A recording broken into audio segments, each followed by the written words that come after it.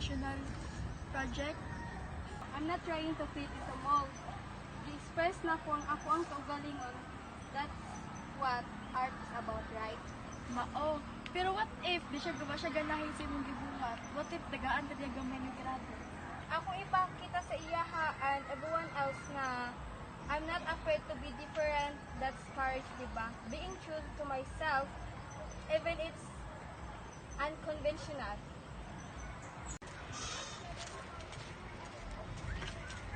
Teresa, this is unexpected, pero in a good way.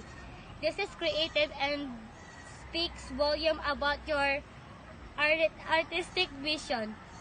Thank you, ma'am. Gusto man gyud nako makahimo that ga express sa akong benefits and passion for sustainability.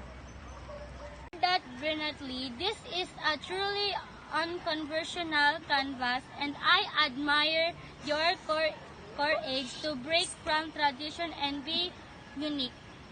See, igrimit ako di mo nga nindot siya. Dili ra man gud na sa art good. It's about the courage to be different, to express yourself authentically even if it means going against the grain.